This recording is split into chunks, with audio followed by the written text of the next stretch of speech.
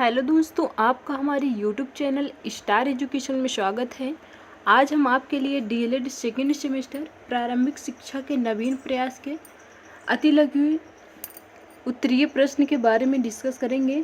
जितने भी प्रारंभिक शिक्षा के नवीन प्रयास के अतिलघु क्वेश्चन हैं उनके बारे में हम डिस्कस करेंगे। तो दोस्तों, वीडियो को लास्ट तक ज़रूर देखें और अपने दोस्तों के साथ शेयर करें। तो चलिए दोस्तों, फटाफट हम स्टार्ट करते हैं। पहला क्वेश्चन है, संविधान के अनुच्छेद 21A के भाग 3 के अंतर्गत मूल अधिकार में क्या निहित है? ये 2019 में पूछा गया था।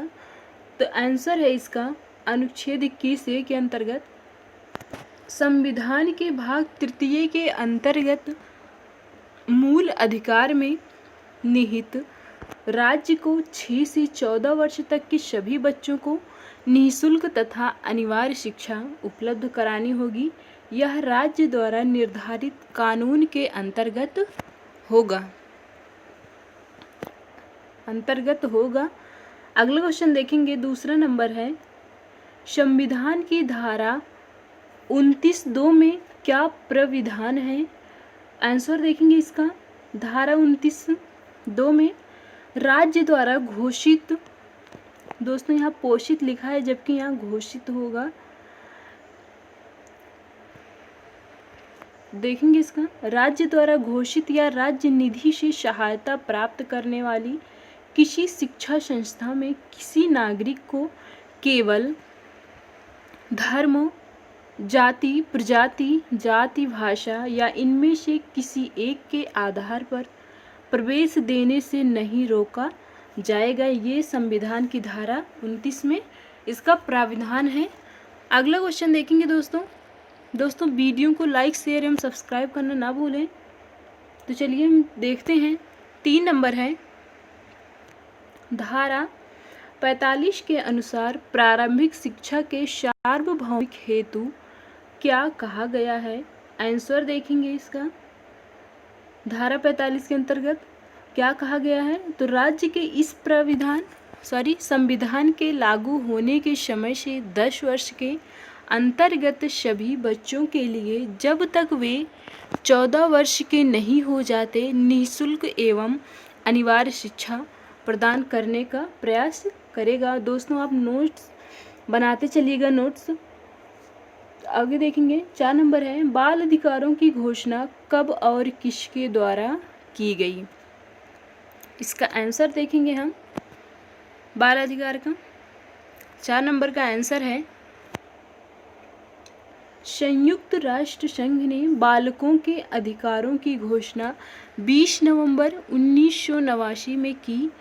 इस घोषणा का मूल उद्देश्य विश्व के समस्त बालकों हेतु मूलभूत मानवीय अधिकारों को सुनिश्चित करना था।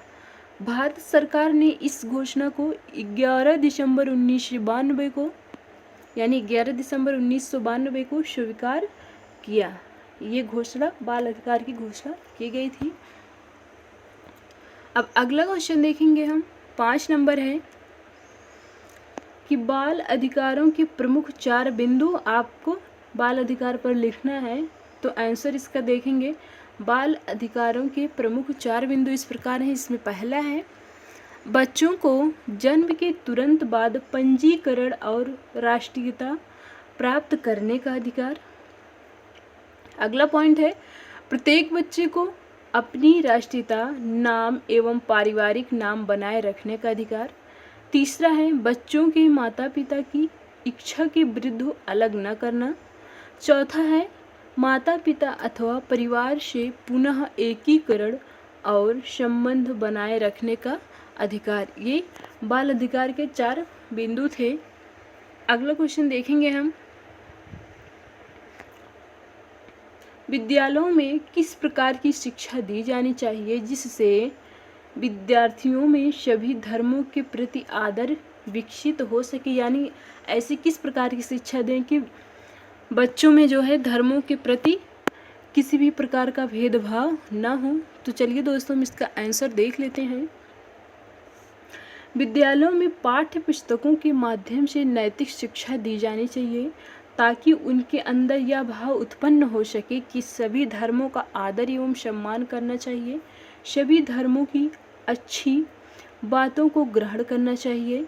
प्रारंभिक सहयोग, सहकारिता, प्रेम, विश्वास तथा प्रत्येक व्यक्ति के धर्मों, विचारों, आस्थाओं, विश्वासों का सम्मान करने की विश्व बंधुत्व की भावना विकसित की जा सके। तो ये था 6 नंबर का आंसर। आगे देखेंगे हम 7 नंबर है। 7 नंबर है कि बाल शिक्षा अधिकार अधिनियम 2009 के अनुसार शिक्षा का व्ययभार कौन वहन करेगा? आंसर है विधेयक के अनुसार शिक्षा पर व्यय का भार केंद्र एवं राज्य सरकार संयुक्त रूप से वहन करेगी। अगला क्वेश्चन देखेंगे। 8 नंबर है बाल शिक्षा अधिकार के अंतर्गत निःशुल्क शिक्षा उपलब्ध कराने पर सरकारी व्यय प्रतिवर्ष कितना बढ़ेगा? तो इसका हम आंसर देख लेंगे।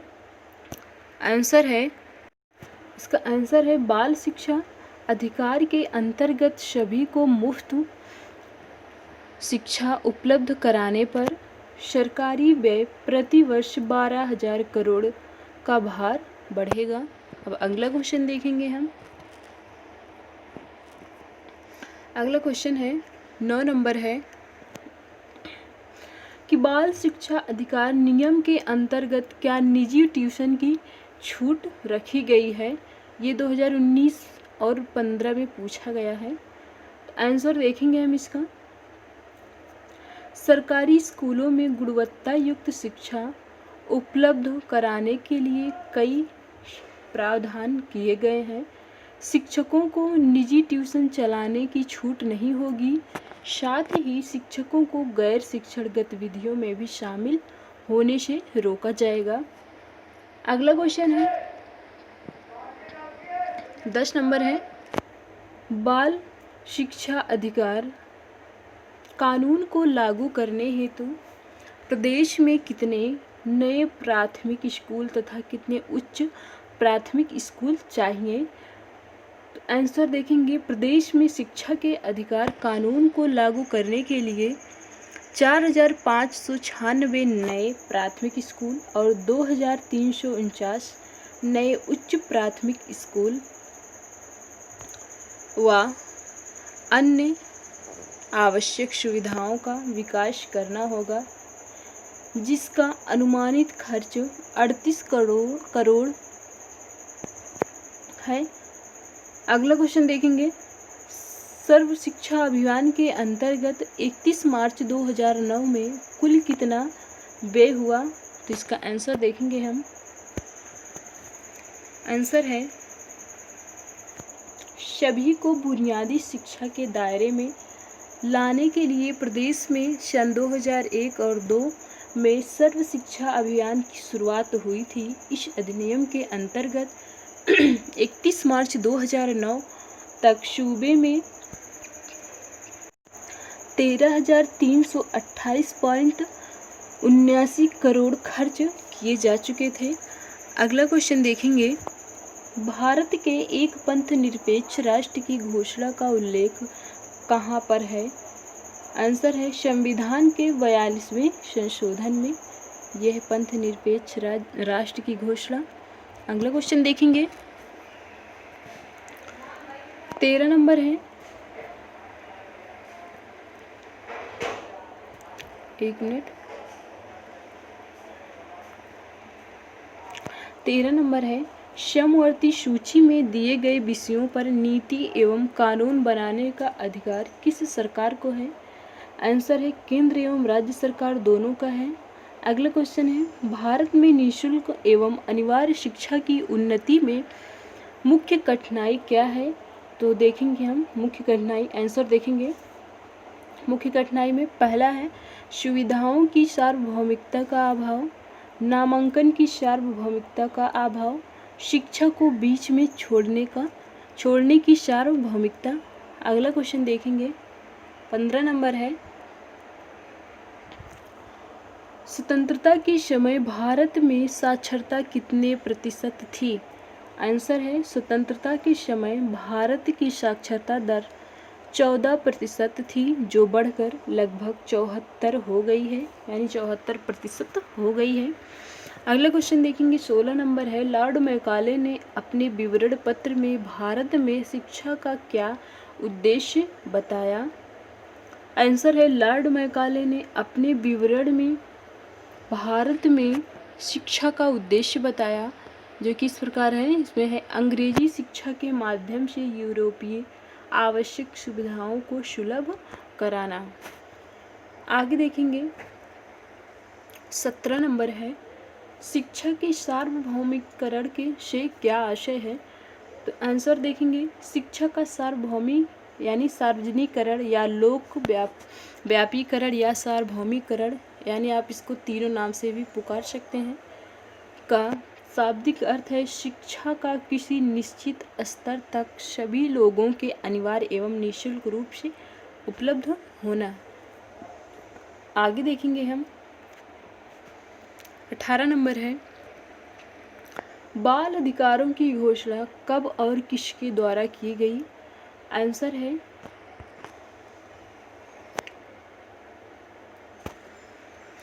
आंसर देखेंगे हम, संयुक्त राष्ट्र संघ ने बालकों के अधिकारों की घोषणा 20 नवंबर सन 1989 ईस्वी में की थी।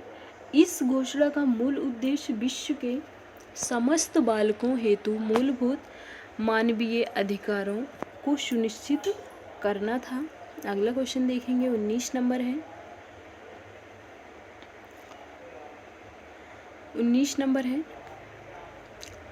प्राथमिक शिक्षा की प्रमुख समस्याओं का उल्लेख कीजिए।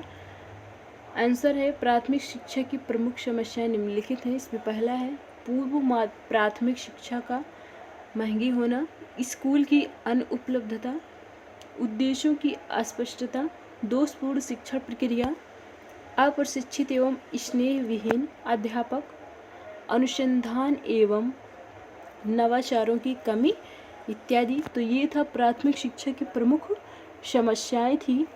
अब आगे देखेंगे हम, अगला क्वेश्चन है, प्राथमिक विद्यालयों में विद्यालय प्रबंध समिति के गठन एवं कार्यों का वर्णन कीजिए। तो इसमें आंसर कार्य देखेंगे, पहला है विद्यालय के आस पड़ोस में रहने वाली जनता को बाल अधिकारों की सामान्य एवं रचनात्मक तरीकों से जानकारी देना। दूसरा पॉइंट है समिति विद्यालय में नियुक्त अध्यापकों यानी अध्यापकों के विद्यालय में उपस्थित होने में नियमितता एवं समय पालन, माता पिता के साथ नियमित बैठक करना, बालक के बारे में जानकारी देना। अगला पॉइंट देखेंगे, विद्यालय के आस पड़ोस में 6 से 14 वर्ष के सभी बालकों के विद्यालय में नामांकन तथा उनकी सतत उपस्थिति सुनिश्चित करना। ये था विद्यालय प्रबंध समिति के कुछ कार्य थे। अब आगे देखेंगे, 19 नंबर है, 21 है कि संविधान के अनुच्छेद 21A के भाग 3 के अंतर्गत मूल अधिकार में क्या निहित है? तो ये है अनुच्छेद 21 के भाग 3 के अंतर्गत मूल अधिकार में निम्न बात निहित है, जैसे कि राज्य को 6 से 14 वर्ष तक सभी बच्चों को निःशुल्क तथा अनिवार्य शिक्षा उपलब्ध कराना या करानी होगी। अगला क्वेश्चन देखेंगे, बाल शिक्षा के यानी बाल शिक्षा अधिकार नियम के अंतर्गत क्या निजी ट्यूशन की छूट प्राप्त है? तो वो नहीं है।